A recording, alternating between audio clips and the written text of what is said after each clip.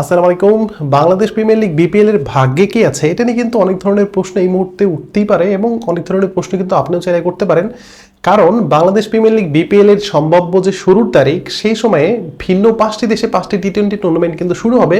So Bangladesh premier league BPL আদৌ সঠিক সময়ে শুরু হবে কিনা, ভালো মানের কোনো প্লেয়ারকে পাবে কিনা, এটা নিয়ে কিন্তু বড় ধরনের শঙ্কার সম্মুখীন হতে পারে বাংলাদেশ প্রিমিয়ার লিগের দলের যে ফ্র্যাঞ্চাইজি মালিক তারা। তবে এখন পর্যন্ত বাংলাদেশ প্রিমিয়ার লিগ বিপিএল এ কতগুলি দল অংশগ্রহণ করবে সেটাও কিন্তু বিসিবি নিশ্চিত করতে পারেনি। বিপিএল কবে থেকে শুরু হবে সেটাও নিশ্চিত করতে পারেনি। বিপিএল কয়টা মাঠে অনুষ্ঠিত হবে সেটাও এখন পর্যন্ত নিশ্চিত করতে পারেনি। সো বাংলাদেশ প্রিমিয়ার লিগ নিয়ে যে একটা অন্ধকারের মধ্য দিয়ে আমরা অ্যাজ এ ক্রিকেট ফ্যানরা যাচ্ছি সেটা কিন্তু একদম নিশ্চিত করে বলা যেতেই পারে। আপনি যদি দেখেন তাহলে বিপিএল এর সম্ভাব্য শুরুর তারিখ ডিসেম্বরের মাঝামাঝি থেকে জানুয়ারির মাঝামাঝি পর্যন্ত হওয়ার কথা রয়েছে এবং বিপিএল যে সময় অনুষ্ঠিত হবে ঠিক ওই সময়ে ভিন্ন 5টি দেশে 5টি টি-20 টুর্নামেন্ট অনুষ্ঠিত হবে। সো বিপিএল এর ভাগ্যে আসলেই কি আছে সেটা কিন্তু আমরা এখন পর্যন্ত জানি না এবং অনেকটাই অপরিষ্কার হয়ে রয়েছে।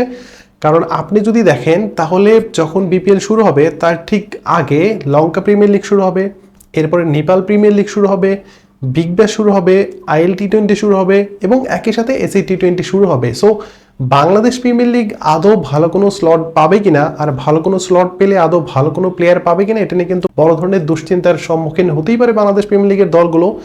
যদিও আপনি যদি দেখেন তাহলে ফরচুন বরিশাল বা রংপুর রাইডার্সের মতো দলগুলো বা ঢাকা ক্যাপিটালসের মতো দলগুলো তারা হয়তো শর্ট নোটিশে বা অল্প কয়েকটা ম্যাচ খেলার জন্য বড় তারকাকে তারা নিয়ে আসতেই পারে, কিন্তু বাকি যে দলগুলো তারা আসলে কি করবে? দেখেন গত আসরে বাংলাদেশ প্রিমিয়ার লিগ বিপিএল এ ভালো মাপের কোনো প্লেয়ার কিন্তু দেখা যায়নি এবং সেই প্লেয়ার সংকটটা আইএল টি-20 অর্থাৎ ইন্টারন্যাশনাল টি-20 এবং এসএ টি-20 এই দুইটা টুর্নামেন্ট শুরু হওয়ার পরে মূলত বিপিএল এর যে বড় তারকা আসার যে একটা হিড়িক সেটা কিন্তু অনেকটাই কমতে কমতে এমন একটা পর্যায়ে চলে গিয়েছে যে গত আসরে এক একটা দল 4জন বিদেশি প্লেয়ার খেলানোর কথা থাকলেও সেটা কিন্তু অনেকেই সেই শর্ত পূরণ করতে পারেনি এবং সেই বিদেশি প্লেয়ারদেরকে বাংলাদেশ প্রিমিয়ার লিগের দলগুলো দলে ভিড়িয়েছিল তাদেরকেও দিয়ে খুব একটা ম্যাচ খেলানোর সুযোগ তারা হয়নি। কারণ তাদের থেকে যদি দেশি ক্রিকেটাররা ভালো থাকে তাহলে তো তারাই সেখানে খেলতে পারবে এবং সেখানে খেলবে।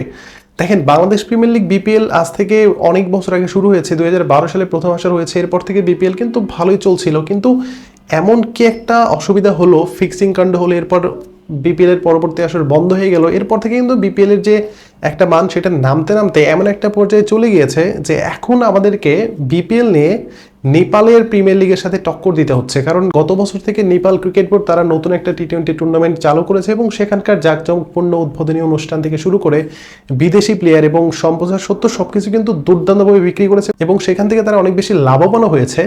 But Bangladesh premier league BPL এর যে দলগুলো বা প্লেয়ার বলেন বা সম্প্রচার সত্ত্ব বলেন কোনোটা থেকে কিন্তু খুব একটা লাভ করতে পারেনি, যদিও টিকিট বিক্রি করে কিছুটা লাভ করতে পেরেছে। বাট এখন পর্যন্ত বাংলাদেশ প্রিমিয়ার লিগের যে দল সেই দলগুলো এখনো পেশাদারিত্বের সাথে যে দায়িত্ব পালন করা সেটা কয়েকটা দল ব্যতীত বাকি কোনো দলের মধ্যে কিন্তু এই ধরনের কোনো পেশাদারিত্ব নেই এবং আগামী আসরে বিপিএল এ কয়টা দল অংশগ্রহণ করবে এটা কিন্তু এখন পর্যন্ত নিশ্চিত নয়। এবং গত আসর অর্থাৎ 2024-25 যে বিপিএলটা সেই বিপিএল এ দুর্বার রাজশাহী নিয়ে যে কাহিনীগুলো হয়েছে এবং আরও অনেক ফ্রান্সাইজি নিয়ে কিন্তু অনেক ধরনের অভিযোগ তাদের বিরুদ্ধে উঠেছে, ফিক্সিং কাণ্ডের একটা অনেক বড় এলিগেশন কিন্তু প্লেয়ার দিকে উঠেছিল, বাট যদিও এখন সেটা ধামাচাপা পড়ে গেছে। বাট একটা কথাই বলবো সেটা হচ্ছে বাংলাদেশ ক্রিকেটের সবচেয়ে বড় টুর্নামেন্ট বিপিএল এবং বিপিএল এর মানটা যদি রক্ষা করতে হয় তাহলে বিপিএলকে কিন্তু ওইরকম একটা স্ট্রাকচারের মধ্যে দিয়ে যেতে হবে। আমরা শুনতে পাচ্ছি যে আইপিএল আয়োজন করা বা পিএসএল আয়োজন করা প্রতিষ্ঠান বিপিএল আয়োজন করতে চায়, কিন্তু অনেকে আবার সন্দেহ করছে যে যত বিদেশি আয়োজক কমিটি বা আয়োজক প্রতিষ্ঠানের সাথে বাংলাদেশ প্রিমিয়ার লিগের কর্তৃপক্ষ বা বাংলাদেশ ক্রিকেট বোর্ড যোগাযোগ করুক না কেন, শেষ পর্যন্ত রিয়েল ইম্প্যাক্টের কাছে কিন্তু পুরো বিপিএল এর যে আয়োজনের যে একটা দায়িত্ব সেটাই পাবে। এমনটা কিন্তু আমরা এর আগেও দেখেছি যে অনেক বড় বড় কথা বলা হয়েছে, কিন্তু কখনো ভালো কোনো প্রতিষ্ঠানের কাছে বাংলাদেশ প্রিমিয়ার লিগ আয়োজনের যে দায়িত্ব সেটা কিন্তু দেওয়া হয়নি। সো এখানেই কিন্তু বাংলাদেশ প্রিমিয়ার লিগ অনেকটাই পিছিয়ে রয়েছে, কারণ বাংলাদেশ প্রিমিয়ার লিগের না ওইভাবে প্রচারটা এখন পর্যন্ত করতে পারেনি। বাংলাদেশের যখন বিপিএল শুরু হয় তখন আপনি অনেক মানুষকে জিজ্ঞাসা করবেন যে আসলে বিপিএল সম্পর্কে তাদের ধারণা কতটুকু আছে, বা গত আসর যখন সিলেটে বিপিএল চলে গেল সিলেটের দর্শকরা পর্যন্ত বলতে পারে না যে এখানে বিপিএল শুরু হয়েছে বা বিপিএল হবে। আমরা জানি যে গত বছর অনেক সরকার পরিবর্তন হয়েছে, অনেক ঝামেলা হয়েছে, কিন্তু তার আগের যে আসরগুলো সেখানেও কিন্তু এই ধরনের প্রবলেম অনেকগুলো ফেস করতে হয়েছে। এবং বাংলাদেশ প্রিমিয়ার লিগ যেহেতু বাংলাদেশের সবচাইতে ঘরোয়া বড় টি-20 টুর্নামেন্ট, সো এই টুর্নামেন্টকে যদি আপনি বাঁচিয়ে রাখতে চান তাহলে কিন্তু আপনাকে সেইভাবে প্ল্যান করতে হবে। দেখেন যখন লঙ্কা প্রিমিয়ার লিগ শুরু হবে তখন শ্রীলঙ্কার যে প্লেয়াররা তারা কিন্তু বিপিএলে খেলতে আসবে না। হয়তো বিপিএল যখন শুরু হবে তখন লঙ্কা প্রিমিয়ার লিগের মাঝপথ হবে, এবং আমরা জানি যে বিপিএলে সবসময়ের জন্য শ্রীলঙ্কান ক্রিকেটারদের আধিক্য সবচেয়ে বেশি থাকে, যেহেতু তাদের নিজস্ব প্রিমিয়ার লিগটা তখনই শুরু হবে। সো শ্রীলঙ্কান ক্রিকেটার পাওয়ার কিন্তু কোনো আশা আমরা এখানে দেখতে পাচ্ছি না, এবং একই সাথে ইন্টারন্যাশনাল টি20 অর্থাৎ আইএল টি20 টুর্নামেন্টে কিন্তু বিদেশি প্লেয়ার খেলার যে একটা বাধ্যবাধকতা সেটা কিন্তু খুব একটা নেই, কারণ একটা দলে 8 থেকে 9 জন পর্যন্ত বিদেশি ক্রিকেটার খেলতে পারে। সো ওইখানে কিন্তু অনেকগুলো বিদেশি প্লেয়ার শর্ট পড়ে যায়, এবং একই সাথে এসি টি20 সেটাও কিন্তু অনেক দামি একটা টুর্নামেন্ট। সো সেখানেও কিন্তু অনেক ভালো ভালো প্লেয়ার সেখানে খেলতে যান, এবং বাংলাদেশ প্রিমিয়ার লিগে আপাতত ভালো কোনো তারকা ক্রিকেটার যে আগামী আসরে আসবে সেটার নিশ্চয়তা আমি অন্তত দিতে পারছি না। হয়তো ফরচুন বরিশাল বা রংপুর রাইডার্স তারা কিছু প্লেয়ারকে শর্ট নোটিশে বা কয়টা ম্যাচ খেলার জন্য চুক্তিবদ্ধ করে নিয়ে আসতে পারে, বাট এর বাইরে বাকি যে দলগুলো যারা অংশগ্রহণ করবে তারা ভালো প্লেয়ার আদৌ পাবে কিনা এটা নিয়ে কিন্তু অনেক বেশি সন্দেহান আমি এই মুহূর্তে আছি। কারণ যেহেতু নেপাল প্রিমিয়ার লিগ শুরু হবে, লঙ্কা প্রিমিয়ার লিগ শুরু হবে, এবং একই সাথে বিগ ব্যাশ টি20 টুর্নামেন্ট সেটাও শুরু হবে, আইএল টি20 শুরু হবে, এবং এসি টি20 শুরু হবে, এবং এরপরে টি20 ওয়ার্ল্ড কাপ।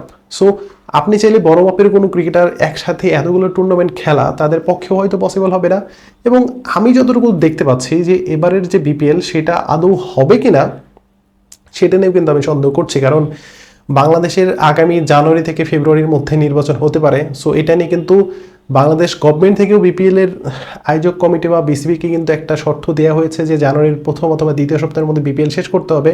সো সেই বিপিএলটা যদি শুরু করতে হয় তাহলে অবশ্যই সেটা ডিসেম্বরের মাঝামাঝি পর্যায়ে শুরু করতে হবে, এবং যদি ডিসেম্বরের মাঝামাঝি পর্যায়ে শুরু করে তাহলে কিন্তু বাংলাদেশ প্রিমিয়ার লিগ ভালো মাপের কোনো বিদেশি প্লেয়ার পাবে না। সো এই যে বাংলাদেশ প্রিমিয়ার লিগে যে প্লেয়ার সংকট হবে বা একটা ভালো স্লট পাবে না, সেটা কিন্তু মানে বাংলাদেশ হেলায় হারিয়েছে। দেখেন, যখন বাংলাদেশ প্রিমিয়ার লিগ শুরু হয়েছে তখন কিন্তু এই স্লটটাতেই বাংলাদেশ প্রিমিয়ার লিগ হতো, এবং সেখানে অন্য কোনো টুর্নামেন্ট কিন্তু হওয়ার যে একটা শুরু করা সেটাও কিন্তু তারা করতে পারেনি, কারণ বাংলাদেশ প্রিমিয়ার লিগ তখন অনেক ভালো একটা লিগ ছিল। ক্যারিবিয়ান প্রিমিয়ার লিগ তারাও কিন্তু এই স্লটটা বাঁচতে পারতো, কিন্তু তারাও কিন্তু সেটা বাঁচতে পারেনি, বা পিএসএল তারাও কিন্তু এই স্লটটা বাঁচতে পারতো, কিন্তু তারাও কিন্তু সেই স্লটটা তারা কিন্তু সিলেক্ট করেনি, কারণ তখন বিপিএলের একটা ভালো ভিত্তি ছিল। বাট যখন দেখলো যে এই বিপিএল দিয়ে আসলে খুব একটা সার্ভাইভ করতে পারবে না বাংলাদেশ ক্রিকেট, এবং এই বিপিএল খুব একটা সার্ভাইভ করবেও না, তখনই আইএল টি20 যে একটা আসর সেটা এই ডিসেম্বরে শুরু হলো, এসি টি20 যে আসর সেটাও এই ডিসেম্বরেই শুরু হলো। সো এরপরে আস্তে আস্তে দেখা যাচ্ছে যে নেপাল প্রিমিয়ার লিগ তারাও কিন্তু বিপিএল এর সাথে সাংঘর্ষিকভাবে তারা তাদের টি20 টুর্নামেন্টটা চালু করতে যাচ্ছে বা চালু করেছে, এবং একই সাথে লঙ্কা প্রিমিয়ার লিগ যে টুর্নামেন্টটা জুন জুলাই মাসে হয়ে থাকে সেটা কাভার করে সেটা সরিয়ে কিন্তু ডিসেম্বরের যে স্লট সেই স্লটে কিন্তু লঙ্কা প্রিমিয়ার লিগটাও নিয়ে এসেছে, এবং তারাও হয়তো প্লেয়ারের যে একটা আসার যে নিশ্চয়তা সেটা পেয়েছে বিধায় কিন্তু তারা এই কাজটা করেছে। বাট বাংলাদেশ প্রিমিয়ার লিগ এখন পর্যন্ত তারা এইটা সিলেক্ট করতে পারেনি যে আগামী বিপিএল আসলে কোন স্লটে হবে, কয়টা মাঠে হবে, এবং কোন কোন দল অংশগ্রহণ করবে। সো আমি একটা শঙ্কার মধ্যেই আছি যে আদৌ বাংলাদেশ প্রিমিয়ার লিগ বিপিএল হবে কিনা, বা হলেও ভালো মাপের কোনো প্লেয়ারকে বাংলাদেশ প্রিমিয়ার লিগ পাবে কিনা।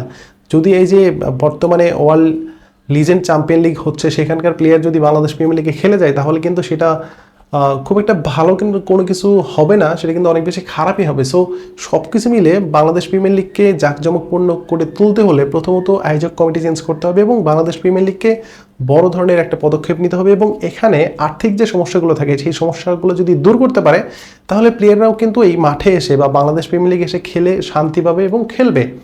সো আপনাদের মতামত আশা করছি। ধন্যবাদ সবাইকে।